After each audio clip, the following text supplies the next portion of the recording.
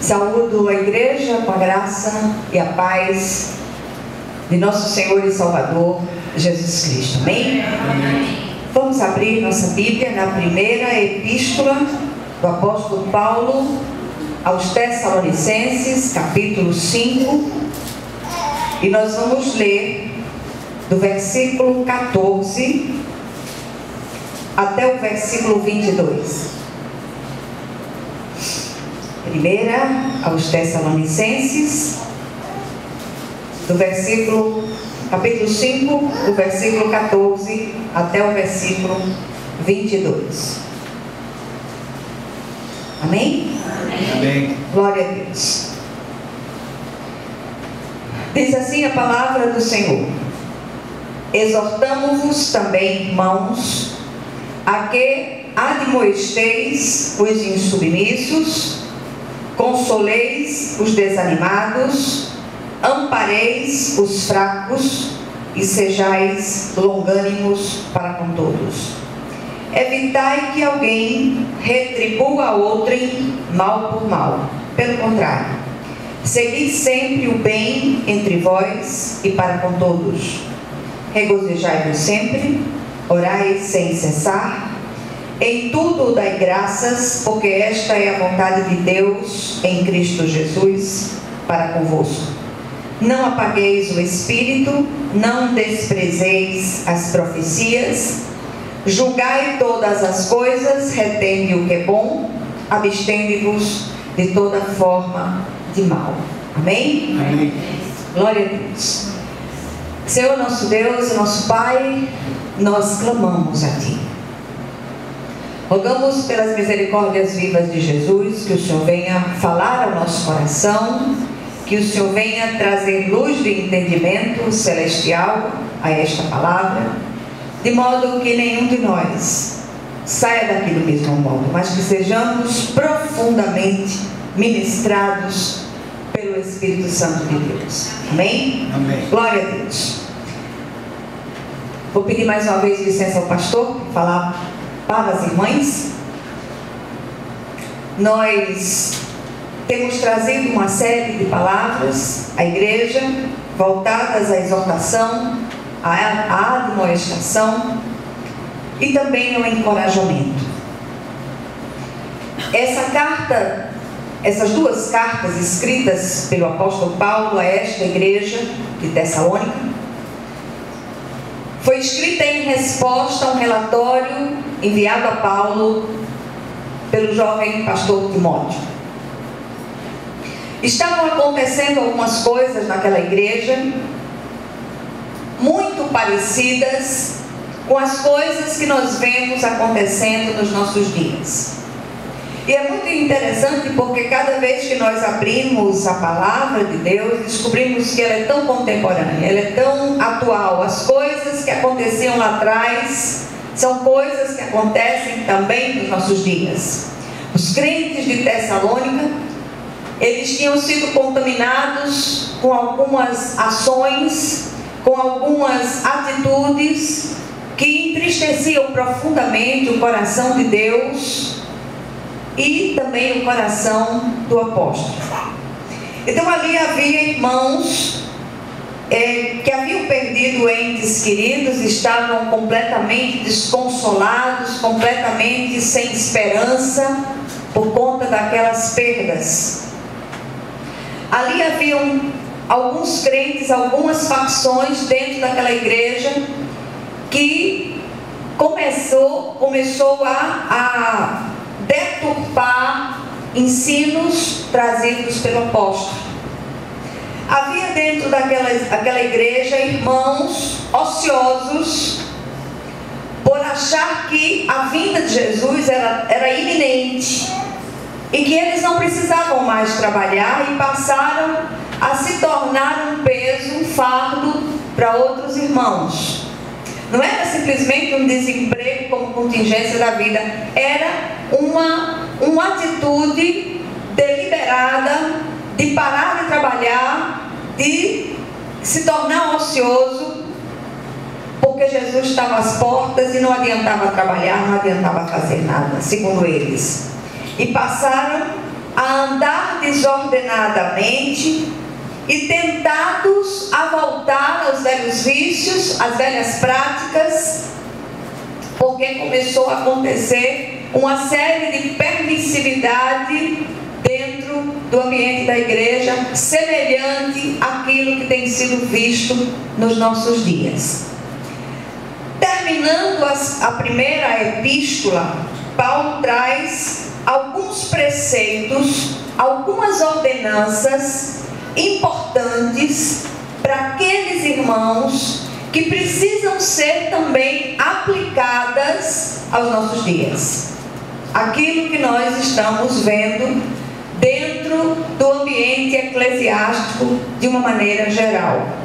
Então, Paulo, eu não me proponho a trazer um sermão, mas uma meditação, uma pequena meditação desta tarde, que nós possamos olhar para esse texto da palavra, pedindo ao Espírito de Deus que Ele fale ao nosso coração, Ele fale de um modo vivo, Ele fale de um modo irrefutável, que nós possamos sair daqui tocados pelo Santo Espírito, a obediência a esses preceitos trazidos pelo apóstolo Paulo, não só para a igreja de Tessalônica, mas a igreja de todos os tempos. E eu queria começar examinando com vocês um pouco o versículo 14.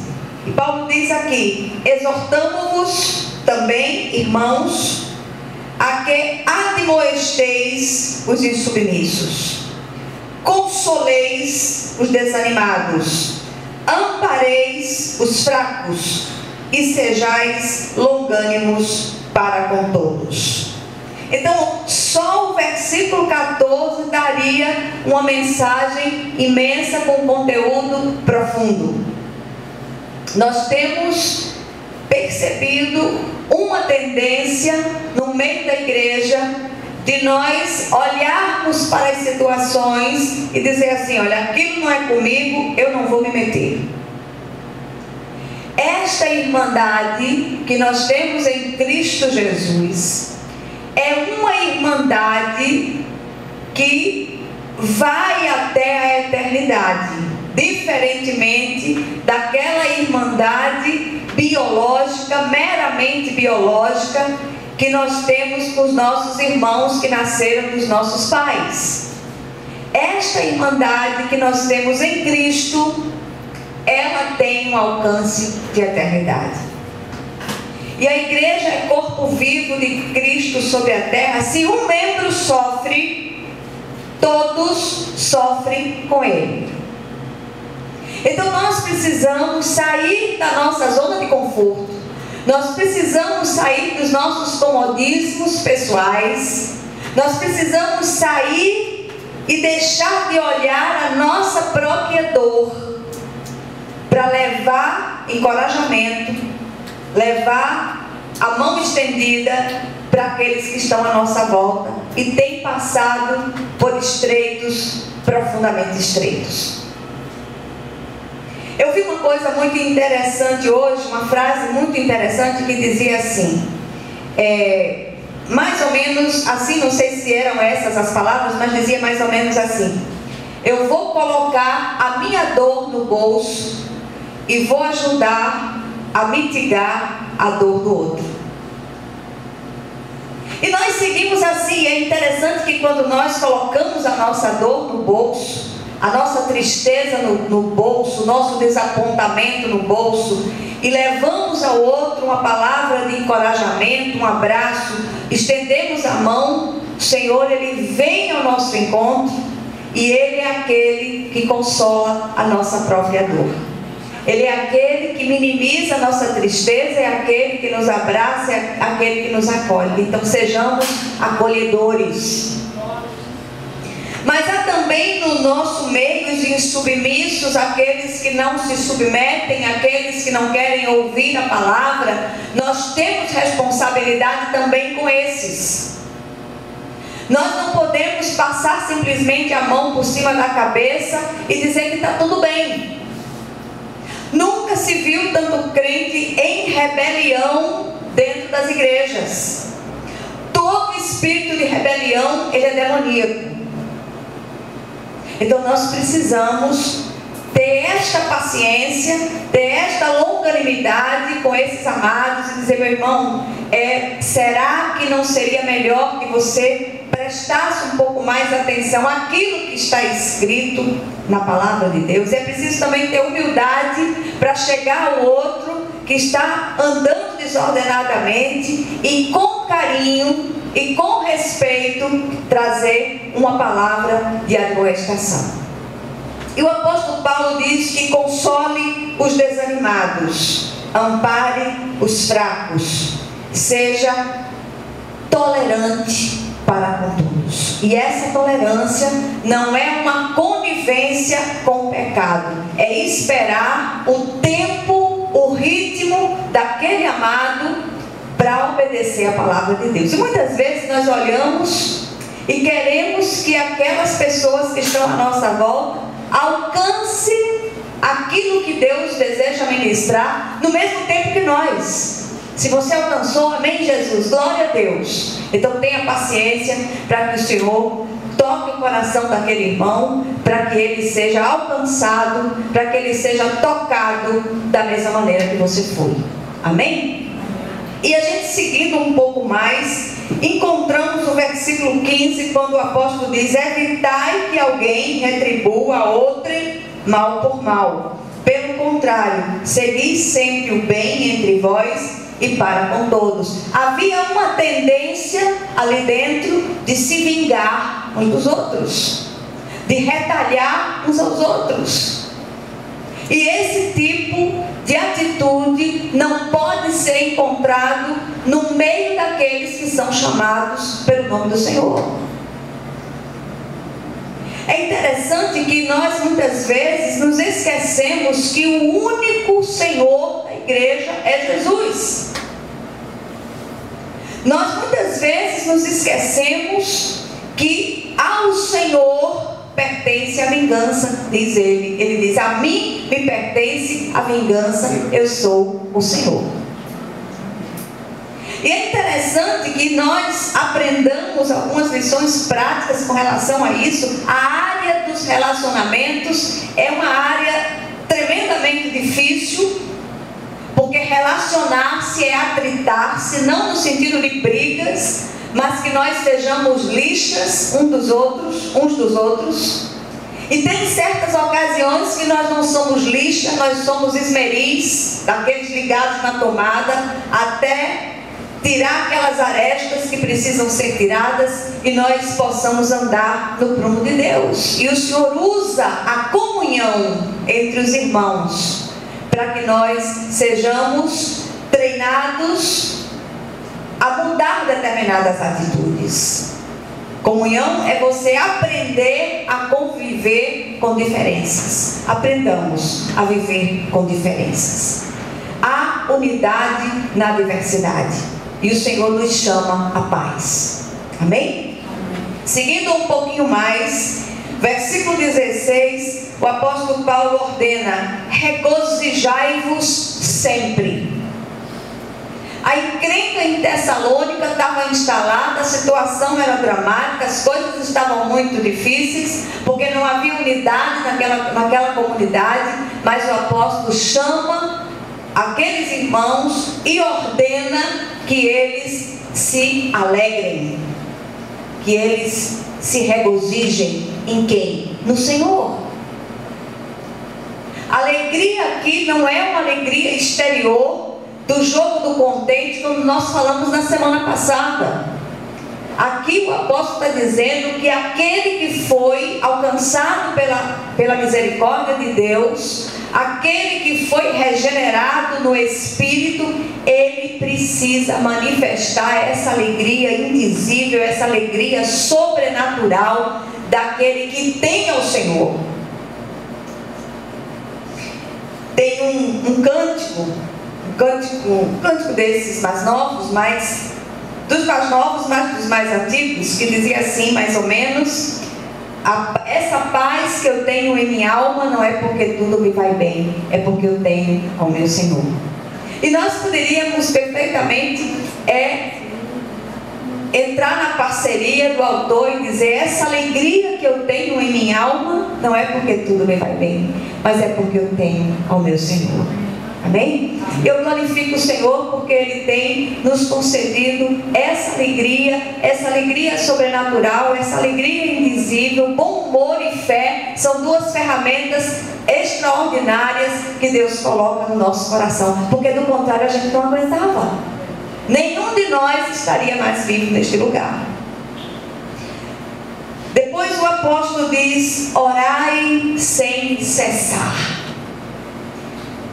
Do que é que ele está falando? Será que ele diz que a gente não precisa mais trabalhar, a gente não precisa fazer mais nada, a gente tem que se trancar num quarto, fechar a porta, ficar de joelhos, ficar nos joelhos, orando sem cessar, sem cessar? É isso que ele está falando? Claro que não.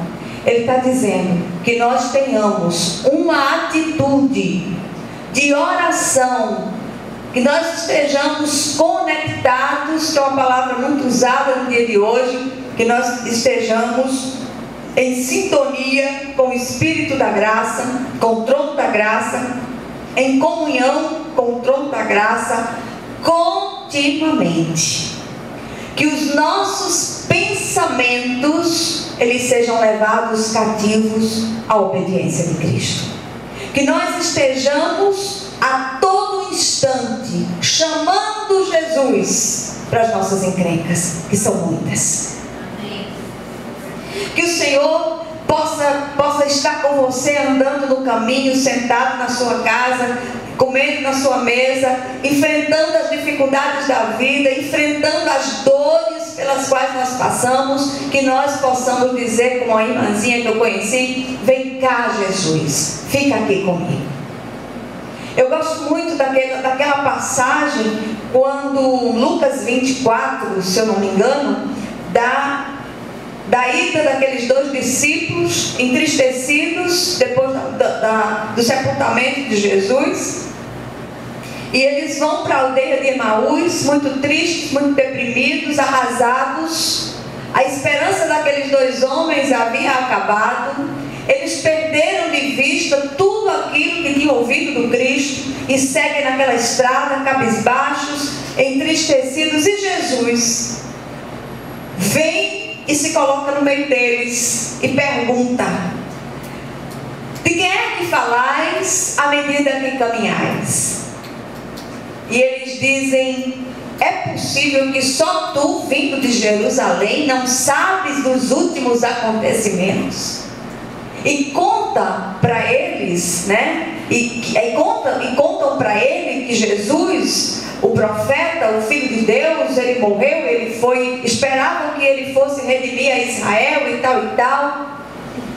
Eles estavam atrasados, porque os últimos acontecimentos, ou o último acontecimento, eles tinham perdido.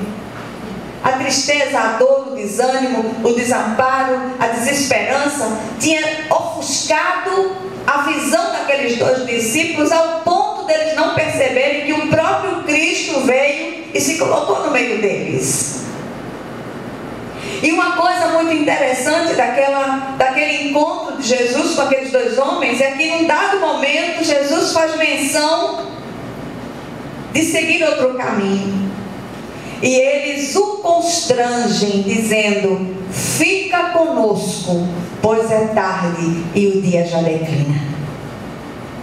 Então que nós possamos ter os nossos olhos abertos, que nós possamos estar vigilantes, porque Jesus continua se pondo ao nosso lado, nas horas mais dramáticas, nas dores mais cruéis, nas batalhas mais renhidas. O Senhor está ali conosco. E que nós possamos constrangê-lo, como aqueles discípulos fizeram ao caminho de Emaús, dizendo: fica comigo, Senhor, pois é tarde, o dia já declina. Amém? Amém. Glória a Deus.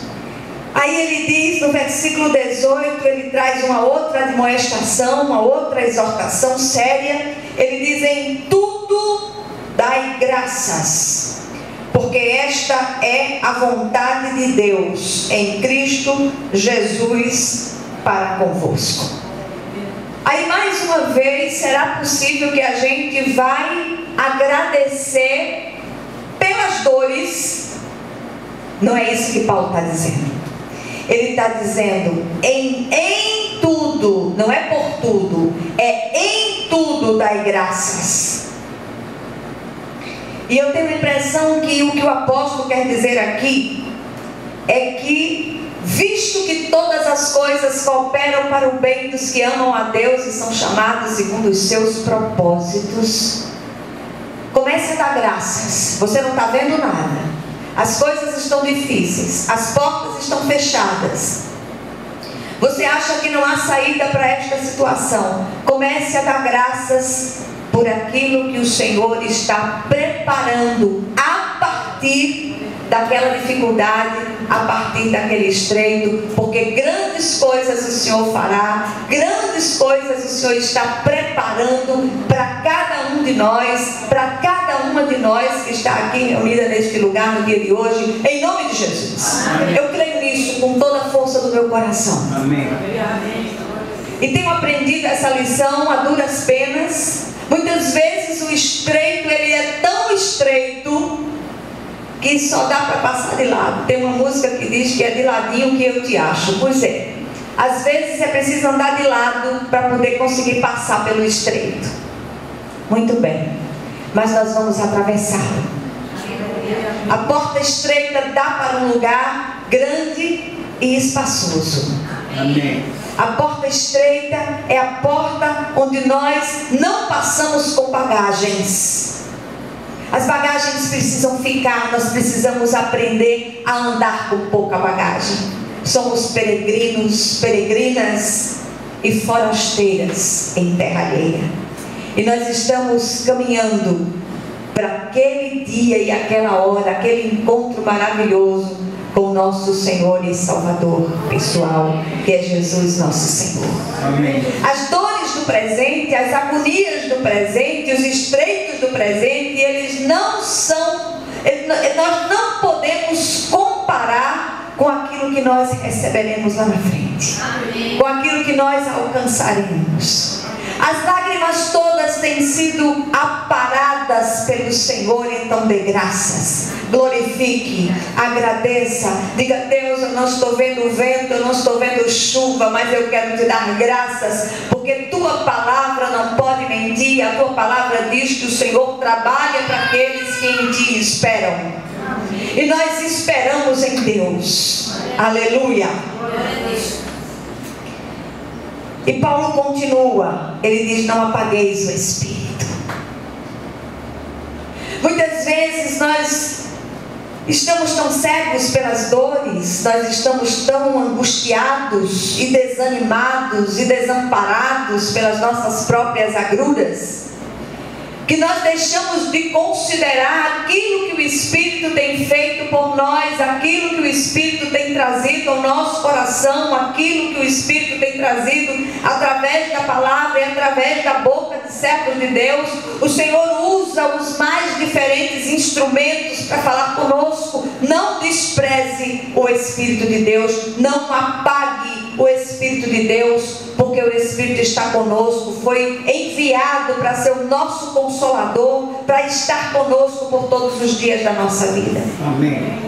E o apóstolo continua dizendo: não desprezeis as profecias. Esta palavra que está sendo trazida é uma palavra profética, porque vem da boca de Deus, não vem da minha própria boca. E nós precisamos aprender a distinguir, nós precisamos aprender a discernir aquilo que vem de Deus e aquilo que não vem. Muitas vezes nós dizemos: o Senhor não fala comigo, o Senhor não usa um profeta para falar comigo. Você não tem Bíblia, não? Se você tem Bíblia, o Senhor fala com você. Eu duvido você abrir a sua Bíblia e o Senhor não falar com você. É o meio mais seguro, é o meio profético mais seguro de você ouvir o Senhor, é ouvir aquilo que procede da boca de Deus, através da santa e gloriosa palavra de Deus. Amém? Amém. Glória a Deus. Versículo 21. Julgai todas as coisas, retende o que é bom. Aprenda a peneirar. aprenda a discernir. Os crentes de Tessalônica perderam isso de vista. Estavam sendo levados por ventos de doutrinas, por coisas outras que não edificavam. E o apóstolo se preocupou com o relatório recebido e enviou essa carta para corrigir aquelas distorções que estavam acontecendo na igreja. E finalmente o apóstolo diz: abstende-vos de toda forma de mal. Tem uma outra versão da palavra, a versão revista e corrigida, que diz assim: abstende-vos de toda aparência do mal. Não é só do mal, mas aquilo que aparentemente remete ao mal. Muitas vezes nós fazemos determinadas coisas que em si mesmas não são ruins, mas que apontam para algo que não edifica, aponta para algo que pode entristecer o coração de Deus e pode levar outros a uma interpretação errada daquilo que estão vendo. Então peçam ao Senhor discernimento em tudo, que o Senhor ele possa aplicar essa porção da palavra ao seu coração, que o Senhor ele possa trazer mais luz a essa palavra e que você não saia daqui do mesmo jeito, mas que sejamos tocados e visitados pelo Espírito de Deus, em nome de Jesus. Amém? Amém. Vamos orar uns pelos outros.